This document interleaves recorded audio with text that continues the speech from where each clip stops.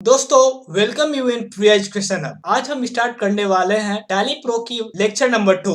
इस वीडियो में आप सीखने वाले हो फंडामेंटल ऑफ अकाउंट के बारे में। दोस्तों अगर आप टैली प्रो की लेक्चर नंबर 1 की वीडियो नहीं देखे हैं तो पहले आप देख ले, क्योंकि हम उसमें कवर किए हैं टैली प्रो की फुल डिटेल कंटेंट जो हम पढ़ने वाले हैं टैली प्रो की वॉल्यूम 1 और वॉल्यूम 2 में। दोस्तों उस वीडियो का लिंक मैंने आई बटन में और डिस्क्रिप्शन में डाल दिए हैं। Let's start this lecture number 2।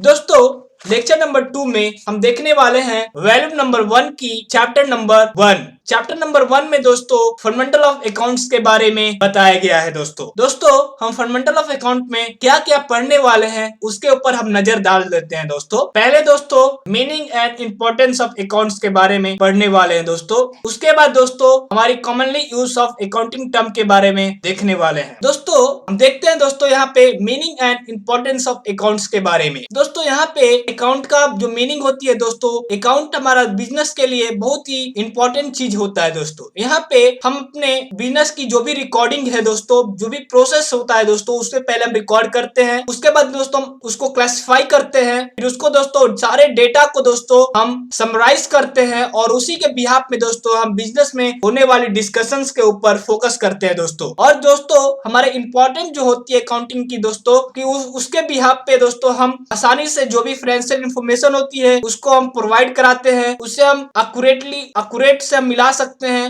वो हमारे लिए बहुत ही आसान हो जाता है जब हम अकाउंटिंग की इंपॉर्टेंस को समझ लेते हैं। दोस्तों उसके चलते दोस्तों हमारी टाइम की कंजम्पशन भी कम हो जाती है और उसके बिहाफ पे हम आसानी से हम कोई भी डिस्कशंस को अपने बिजनेस के लिए या अपने मैनेजमेंट के लिए हम ले सकते हैं। दोस्तों तो बिजनेस में बेसिकली दोस्तों हमें मैनेज करने के लिए, हमें ऑर्गेनाइज करने के लिए हमें अकाउंटिंग की इंपॉर्टेंस की जरूरत होती है। दोस्तों जैसे कि अकाउंटिंग का मतलब होता है दोस्तों कि पहले जो भी हमारे बिजनेस में होने वाले गतिविधियों को हम रिकॉर्ड करते हैं, फिर उसे हम क्लासिफाई कर देते हैं, फिर उसको हम समराइज करते हैं क्या मैं जो रिकॉर्डिंग जो हमारे बिजनेस में जो गतिविधियां रिकॉर्ड हुई है वो क्या सही है या नहीं है। दोस्तों उसके बाद आता है दोस्तों uses of information in accounting. जो हमारी अकाउंटिंग इंफॉर्मेशन है उसे कौन कौन इस्तेमाल कर सकता है। दोस्तों इसमें दो टाइप की यूजर आती है। पहली जो यूजर आती है इंटरनल यूजर और दूसरा जो यूजर आते हैं दोस्तों वो होती है एक्सटर्नल यूजर। दोस्तों इंटरनल में हमारे पहले आते हैं ओनर, जो हमारी कंपनी के लिए मालिक होते हैं या हमारे बिजनेस के लिए मालिक होते हैं। दोस्तों उसके बाद दोस्तों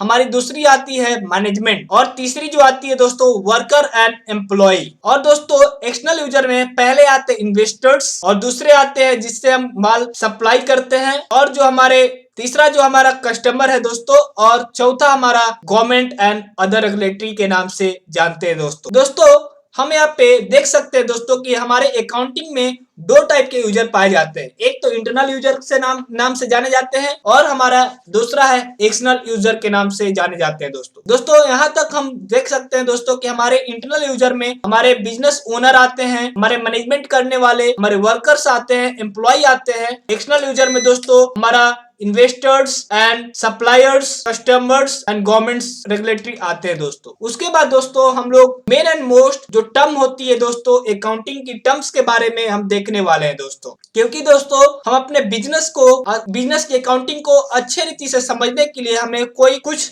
कॉमन अकाउंटिंग की टर्म है दोस्तों जो हम आपको बताने वाले हैं। हम लोग अगर उसको समझ लेते हैं तो हम अपने बिजनेस को दोस्तों आसानी से और स्मूथली हम रन कर सकते हैं। दोस्तों पहली जो हमारी अकाउंटिंग टर्म होती है दोस्तों वो होती है ट्रांसैक्शन। ट्रांसैक्शन का मतलब होता है दोस्तों जो हमारे बिजनेस के अंदर जो भी पैसा एक अकाउंट से दूसरे अकाउंट में ट्रांसफर होता है उसे हम ट्रांसैक्शन के नाम से जाने जाते हैं। दोस्तों और दोस्तों ट्रांसैक्शन के अंदर में भी दो टाइप की ट्रांसैक्शन होती है। दोस्तों एक तो हमारा कैश ट्रांसैक्शन के नाम से जाना जाता है, और कैश ट्रांजैक्शन का मतलब ये होता है दोस्तों कि जो भी हम सामान या कुछ चीज पे करते हैं उसके बिहाफ पे हम तुरंत ही पैसा पे कर लेते हैं या हमें पैसा रिसीव होती है हमारे बिजनेस के अंदर, उससे हम कैश ट्रांजैक्शन के नाम से जानते हैं। दोस्तों और दूसरा जो हमारे बिजनेस के अंदर होने वाली ट्रांजैक्शन है दोस्तों वो होती है क्रेडिट ट्रांजैक्शन। क्रेडिट ट्रांजैक्शन का मतलब ये होता है दोस्तों कि हम अपने जो बेनिफिट है दोस्तों तुरंत ही पा लेते हैं और जो पैसा दोस्तों हमें फ्यूचर में पे करना होता है। ऐसे एग्जांपल के रूप में हम देख ले दोस्तों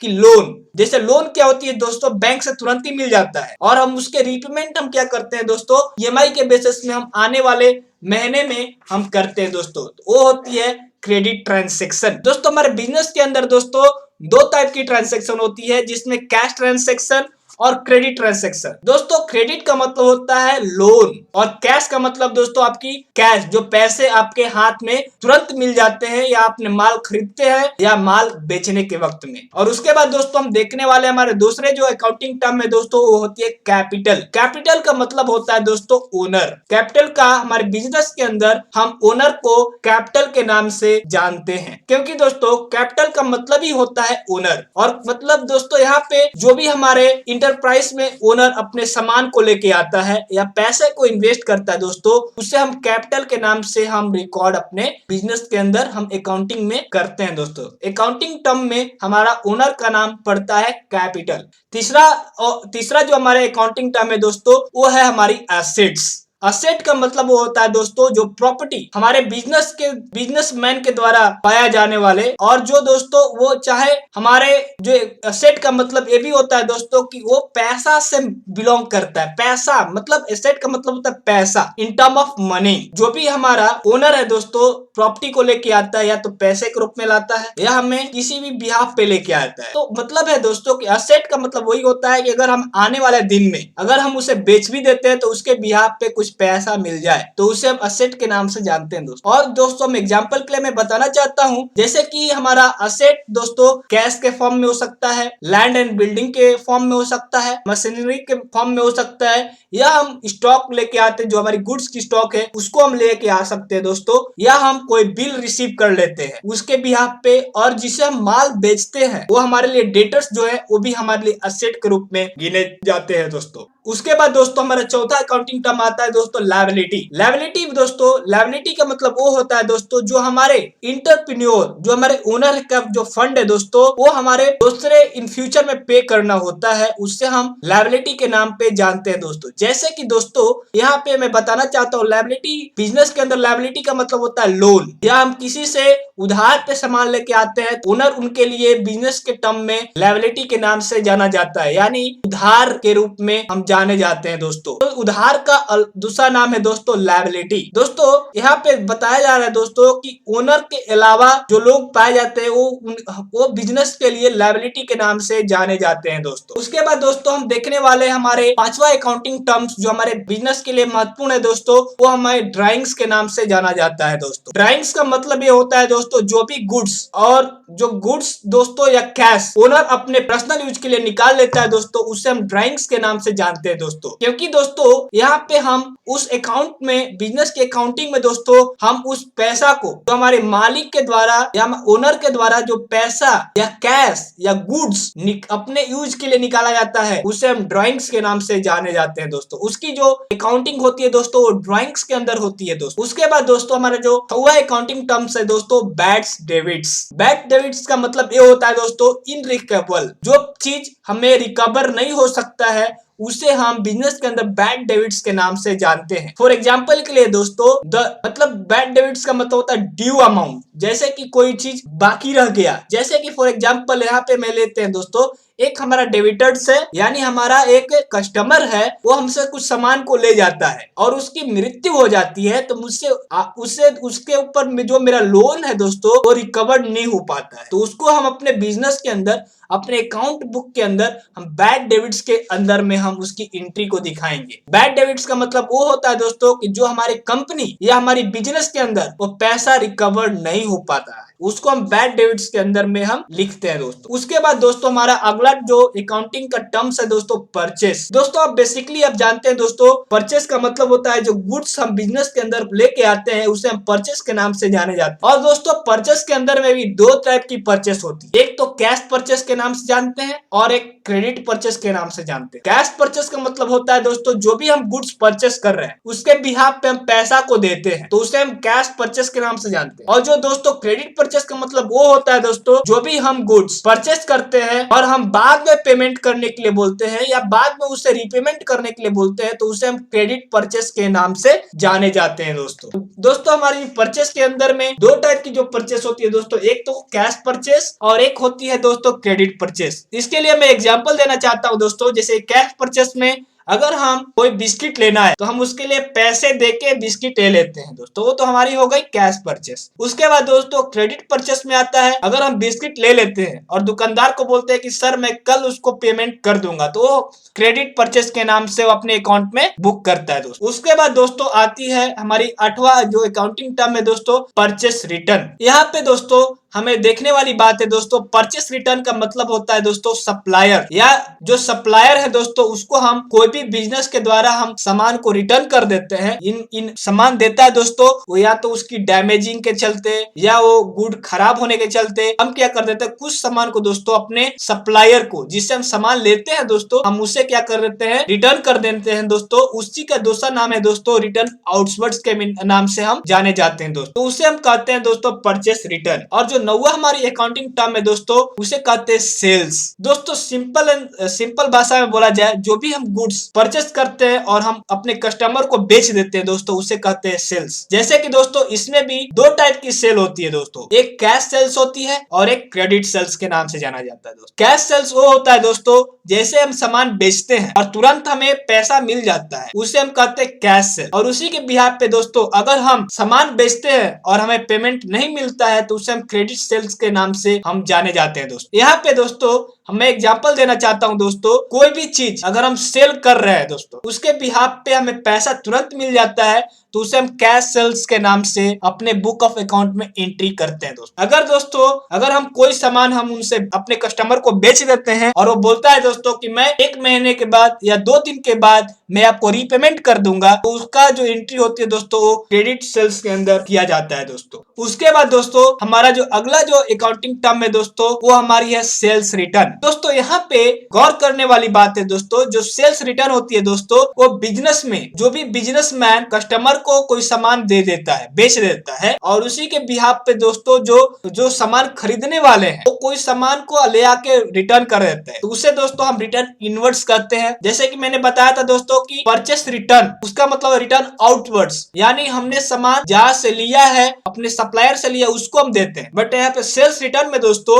जो सामान है दोस्तों, जो कस्टमर है दोस्तों, बिजनेसमैन को वापस ले आके देता है बिहाफ की उनका जो गुड्स है दोस्तों खराब हो चुका है या डैमेज प्रोडक्ट है, इसके द्वारा दोस्तों वो क्या करता है, बिजनेसमैन को सामान रिटर्न कर देता है। उसे हम रिटर्न इनवर्ड्स के नाम से जानते हैं और रिटेल्स रिटर्न्स के भी नाम से हम उसकी अकाउंटिंग को बुक करते हैं दोस्तों। उसके बाद दोस्तों हमारा आता है डेबिटर। डेबिटर का मतलब होता है दोस्तों वो पर्सन जो बिजनेस में जो भी बिजनेस की बेनिफिट्स है दोस्तों वो तुरंत रिसीव कर लेता है, बट वो जो उसकी बेनिफिट्स की पैसा वो फ्यूचर में देने वाला है, उससे हम डेबिटर के नाम से जानते हैं। डेबिटर का मतलब होता है दोस्तों कस्टमर, जो बिजनेसमैन जिससे वो माल बेचता है, वो अगर वो पैसा नहीं देता है तो बिजनेसमैन के लिए वो डेटर के रूप में जाना जाता है। जैसे कि मैं एग्जांपल के लिए मैं बताना चाहता हूँ, buyer who purchase the good from business on credit. जैसे कि दोस्तों यहाँ पे कह रहा है दोस्तों, जो भी बिजनेस में जो भी सामान खरीदने वाले जो बायर है, जो मतलब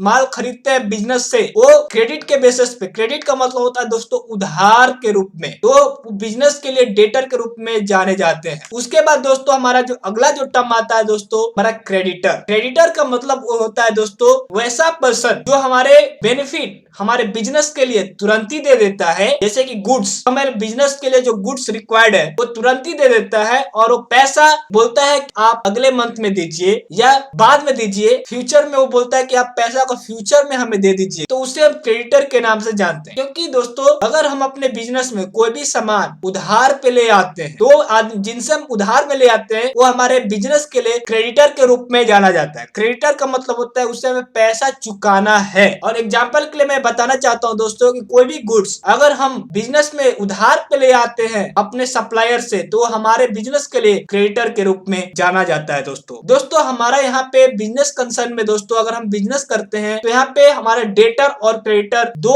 पर्सन होता है। डेटर का मतलब होता है दोस्तों जिससे हम सामान बेचते हैं, क्रेडिटर का मतलब होता है दोस्तों जिससे हम सामान उधार पे लेते हैं। दोनों दोस्तों डेटर का मतलब होता है उधार देने वाला और उधार लेने वाला। वाला। उसके बाद दोस्तों जो हमारा अगला जो टर्म होता है दोस्तों स्टॉक। स्टॉक का मतलब होता है दोस्तों जो वैल्यू अनसोल्ड गुड के रूप में जाना जाता है। जैसे कि हमारे बिजनेस के अंदर कोई भी प्रोडक्ट बच जाता है, स्टॉक में रहता है दोस्तों, वो हमारे डेट के बियॉन्ड हो जाता है, तो उसे हम अनसोल्ड गुड्स के नाम से जाने जाते हैं। जैसे कि दोस्तों अगर हम बिजनेस कर रहे हैं फाइनेंशियल ईयर 23 और 24 का, दोस्तों हमारा फाइनेंशियल ईयर एंड होता है 31 मार्च को और हमारा फाइनेंशियल स्टार्ट होता है 1 अप्रैल को। यहाँ पे दोस्तों जो भी हमारे पास गुड्स है दोस्तों, एक साल के अंदर जो भी हमारा गुड्स बच जाता है उसे हम अनसोल्ड गुड्स के नाम से जाने जाते हैं दोस्तों। उसी को दोस्तों हम बोलते हैं दोस्तों, दूसरे नाम पे बोलते हैं स्टॉक इन हैंड। मतलब स्टॉक जो हमारे बिजनेस में पड़ा हुआ है इन फॉर्म ऑफ आइटम, जैसे कि स्पेयर पार्ट्स हो गया, कोई बिजनेस के अंदर कोई आइटम पड़ गया है, उसे हम स्टॉक के नाम से जानते हैं दोस्तों। हमारा दोस्तों जो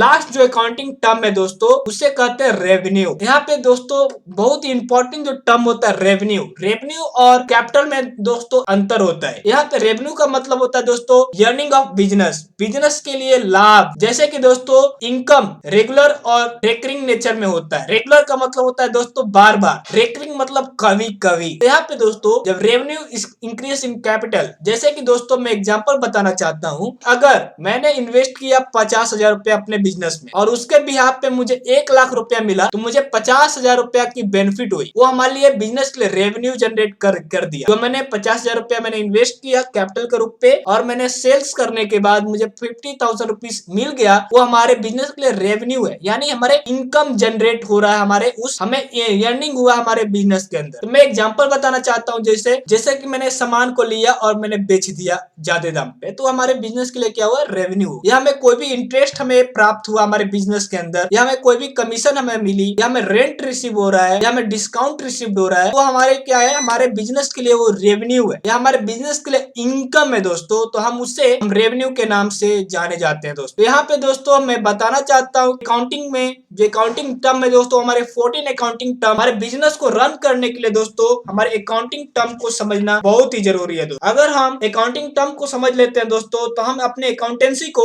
अच्छे रीति से और स्मूथली हम रन कर सकते हैं दोस्तों। यू अंडरस्टैंड दोस्तों कि हमारे जो चैप्टर नंबर 1 में 2 कॉन्सेप्ट के ऊपर बात किया दोस्तों। पहला जो है कि हमारे अकाउंटिंग की मतलब क्या होती है और उसकी इंपॉर्टेंस क्या है, और दूसरा दोस्तों कि हम अकाउंटिंग टर्म्स जो हमारे बिजनेस के अंदर कॉमनली यूज होने वाली अकाउंटिंग टर्म्स के बारे में हम लोग ने देखा दोस्तों। हमारे लेक्चर नंबर 3 में दोस्तों हम सीखने वाले हैं चैप्टर नंबर 1 की फंडामेंटल ऑफ अकाउंट्स का टाइप्स ऑफ अकाउंट्स के बारे में, गोल्डन रूल्स के बारे में दोस्तों। तो होप यू अंडरस्टैंड दोस्तों कि आप लेक्चर नंबर 2 आपको अच्छा इसलिए आपको अंडरस्टैंड हो गया कि हमने 2 टॉपिक के ऊपर बात किया दोस्तों। पहला हमारा meaning and importance of accounting के बारे में और कॉमनली यूज्ड टर्म्स के ऊपर में बात। आप दोस्तों आप इसे अपने बिजनेस को चलाने के लिए पहले दोस्तों आपको अकाउंटिंग टर्म्स क्लियर होना जरूरी है दोस्तों। Thank you for watching my video.